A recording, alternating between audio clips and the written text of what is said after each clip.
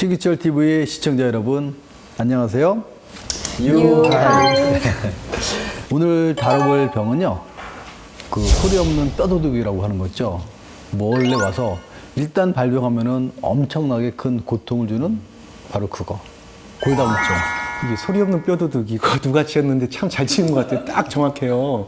근데 이제 소리는 없는데 이게 근데 소문은 참 많아요. 이게 보면 주위에서 어떤 분들 이게 좋다, 저게 좋다, 이거 먹어라, 저거 먹어라 이런 얘기 되게 많은데 실질적으로는 소문만 무성했지 실질적으로 내가 이걸 어떻게 관리할지, 어떻게 예방할지, 어떻게 치료할지 이걸 잘 모르는 분 굉장히 많아요. 그래서 이번 기회에 그 부분에서 좀 정확하게 한번 정보를 알려드리는 게 어떨까 해서 이 자리를 좀 마련한 것 같습니다. 정말 좋은 깨알 같은 정보를 대방출 부탁드리겠습니다. 그럼 오늘도 구독과 좋아요 꼭 누르고 이제 시작할까요? 예. 네.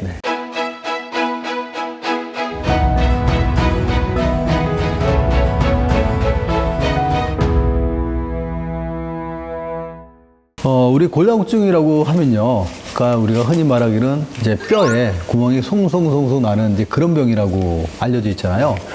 사실은 지금 이제 골다공증이지만 저희가 학교 다닐 때만 하더라도 이제 골조성증이라고 했어요. 송송송송 구멍이 나는 뼈. 네. 근데 이런 구멍이 잘 나는 뼈도 또 사람에 따라도 좀 차이가 있잖아요. 네. 어떤 차이가 있죠?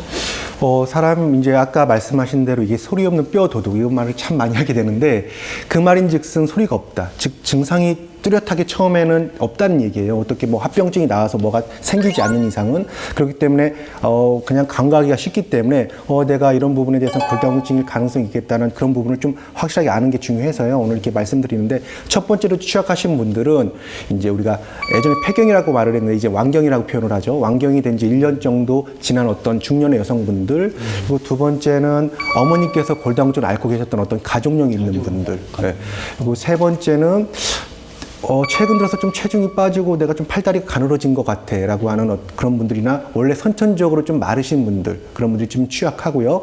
네 번째로는 갑자기 최근 들어서 키가 줄어들었어 하시는 어르신들이 꽤 계시잖아요. 그래서 최근에 3, 4cm 정도 아니면 조금이라도 내가 키가 줄어든 것 같고 좀 허리가 구부정해진다고 생각하시는 분들은 좀 더 미리미리 점검하는 게 좋겠습니다. 지금 말씀하신 대로 이제 대상자들을 얘기해 주셨는데 이런 얘기를 하다 보면 항상 여성과 남성이 이렇게 나눠지는 것 같아요. 예. 여성이라는 이름 때문에 그러니까요. 예. 여성한테 특별하게 더 주의해야 되는 이유나 더 잘 걸리는 이유 뭐 이런 것들이 있을까요? 사실 골다공증은요, 어떻게 생각하면 여자병이라고 이제 생각을 할 수가 있어요. 사실 남자들한테는 굉장히 드물고 또 심한 것도 여자들이 심하거든요. 그러니까 그런 것들은 보통 이제 여성 호르몬, 이제 그게 굉장히 중요한 역할을 하게 되는데, 특히 여자들을 여성스럽게 만드는 호르몬, 이제 에스트로겐이라는 호르몬 있잖아요. 사실 그 에스트로겐이라고 하는 거는 지금 골다공증 치료제로 쓰고 있을 정도의 굉장히 좋은 호르몬인데, 이제 여자분들이 폐경이 되면 그 에스트로겐이 줄거나 아니면은 원래 갖고 있는 성분의 에스트로겐이 다른 성분으로 바뀌는 거예요. 보통 우리가 한 35세 전후로 해서 최고로 이제 뼈가 강해지는데 그 시기가 지나면 그다음부터는 이제 뼈가 조금씩 약해지거든요. 그러다가 이제 여성분들의 이제 폐경이 시작을 하면 이제 갑자기 골다공증이 많이 심해져요. 그런데 이제 문제는, 그러니까 여성분들은 또 남성분들이랑 다르게 운동량도 좀 적고, 또 음식 섭취량도 적고, 또 그리고 또 하나, 그 다이어트 하잖아요. 이제 그러면서 청소년기에 뼈가 단단해져야 되는데, 단단하지 못한 뼈에서 갑자기 뼈가 조금씩 빠지게 되면은 굉장히 심각한 병을 일으키게 되는 거예요. 그래서 이제 폐경이 시작을 하게 되면 대부분의 경우는 한 번 정도는 이제 골다공증 검사를 해서 내 뼈가 얼마나 강한지 그렇게 체크를 해주는 게 굉장히 중요하죠. 골다공증이 이제 어머니께서 골다공증이 있으시다고 하면 이제 자녀한테 골다공증이 일어날 확률이 그렇지 않은 분들보다는 가족력이 있기 때문에 한 7배에서 10배 정도가 더 높거든요. 그렇기 때문에 좀 더 주의를 하셔야 될 것 같고, 최근에 또 키가 줄어들었다. 그 말인즉슨 척추뼈가 네모반 듯한데 이게 골다공증 때문에 약하기 때문에 자기도 모르게 조금씩 이렇게 주저앉다 보니까 합쳐지니까 키가 줄어들거나 아니면 급기야나 뭐 골다공증에 압박골절이 생겨서 통증을 수반되면서 굽는 경우나 키가 줄어드는 경우가 있기 때문에 좀 더 주의 깊게 살펴봐야 될 것 같습니다. 뭐 이제 여성적인 얘기를 많이 해주셨는데 남성의 골다공증도 있긴 한 거죠. 물론 있죠. 뭐 뼈가 약한 경우야 뭐 어떤 원인인지 다 있긴 하지만 근데 보통 이제 남자들은 뼈가 굉장히 강하잖아요. 네. 우리가 이제 갈비 먹다 보면은 딱딱해고 이빨이 부러질 정도로 이제 그런 남자들의 뼈는 그래요. 우리가 특히 이제 수술을 하다 보면은 그러니까 통뼈라는 거 있잖아요. 통뼈. 네, 통뼈라는 게 실제로 있어요. 그러니까 통뼈 같은 분들은 우리가 수술할 때 뼈가 너무 딱딱해가지고 정말 좀 특히 정형외과 수술은 막 자르고 그다음에 나사 받고 이제 그런 수술을 많이 하는데 팔이 아플 정도로 굉장히 아프거든요. 근데 사실 웬만한 남들은 다 대부분 통뼈예요. 이제 그런 뼈들은 골다공증이 오는 시기가 와도 이제 워낙 그 뼈에 칼슘들이 아주 치밀하게 많이 있기 때문에 조금 빠져도 별로 티가 안 나는데 이제 많이 빠지게 되면 이제 문제가 되는 거거든요. 그러니까 실은 이제 그런 건 이제 병적인 거죠. 특히 이제 스테로이드를 장기간 쓰시는 분들, 그러니까 이제 뭐 피부병이라든지 아니면 면역 질환이 있다든지 이제 그런 분들 같은 경우에는 남자라고 해서 이제 골다공증에 대해서 이제 간과하실 필요 없이 꼭 검사를 해보셔야 합니다. 실제로 우리가 이제 영어로 얘기를 하면, 그러니까 브레이크를 본 디지지라고 해가지고 굉장히 깨지기 쉽다라고 얘기를 하는 거예요. 그러니까 유리뼈처럼 조금만 건드려도 툭 깨지는 뼈. 굉장히 그렇게 약한 뼈를 골다공증이라고 하거든요. 근데 이제 문제는 이 골다공증이 증상이 없어요. 병이 있으면 내가 증상을 느껴야만 이제 치료를 해야 되는데 증상이 없고 일단 증상이 나타나면 그때는 늦은 거예요. 실제로 증상이 나타나도 이게 골다공증에 인해서 생긴 건지 모르는 분들이 많아요. 그래서 예를 들어서 기침하잖아요. 기침하고 나가지고 하루 지난 다음에 꼼짝 못 하시는 분들이 있어요. 그러니까 그런 분들은 골다공증 때문에 허리뼈가 이제 골절이 일어난 거고. 큰 충격이 아니에요. 그냥 뭐 나 안 다쳤는데라고 할 수 있는데 그냥 아파라고 했는데 사실은 골다공증 있는 분들은 굉장히 뼈가 약하기 때문에 아까 말씀하신 기침이라든지 아니면 뭐 잠깐 삐끗 아니면 변 보려고 그냥 허리 힘을 줬는데 허리가 아플 수 있다는 것도 우리가 그냥 삐끗했나 보다 그렇게 생각하지 마시고 이거 안 좋을 수 있겠는데 하고 많이 통증이 며칠 지속이 된다면 병원 가서 확실하게 보는 게 낫겠고요.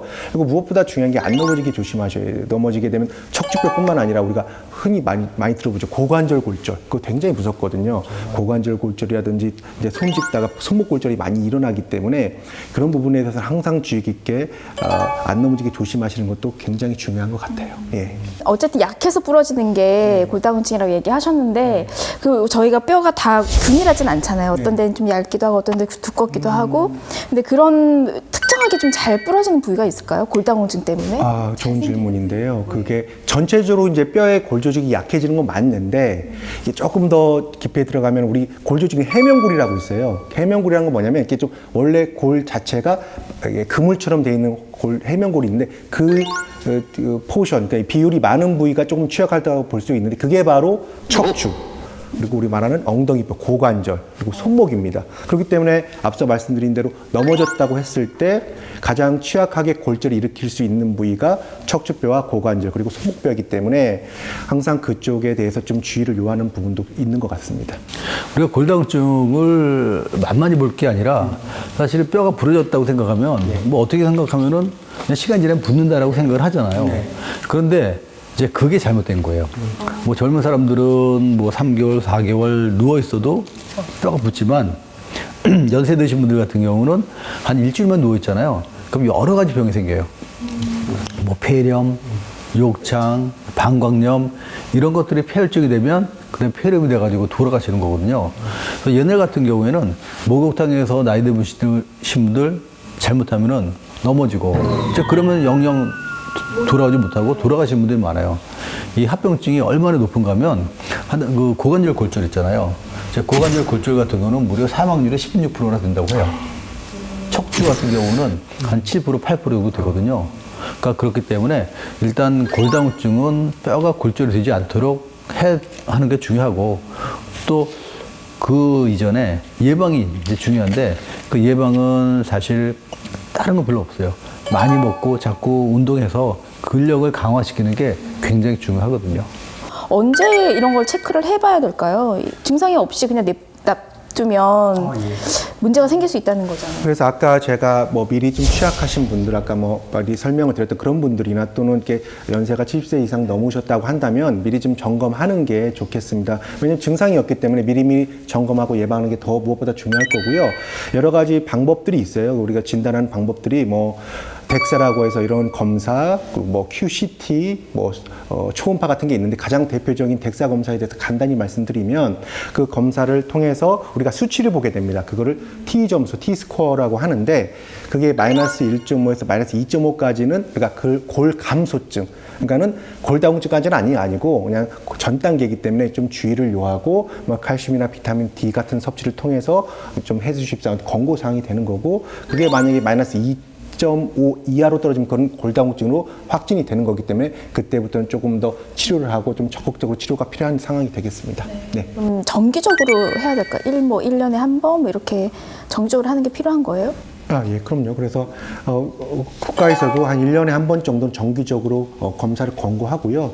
그래서 1년에 한 번씩 그 수치를 확인하고 또 거기에 따라서 적절하게 또 치료 방법을 뭐 선택하거나 바꿀 수가 있기 때문에 1년에 한 번 정도로 검사하는 게 도움이 될 것 같습니다. 네. 구체적으로 어떤 치료를 그러면 저희가 받아야 되나요? 골다공증이 이제 판명이 됐어. 그러면 어떤 치료를 좀 해주시게 되는 건가요?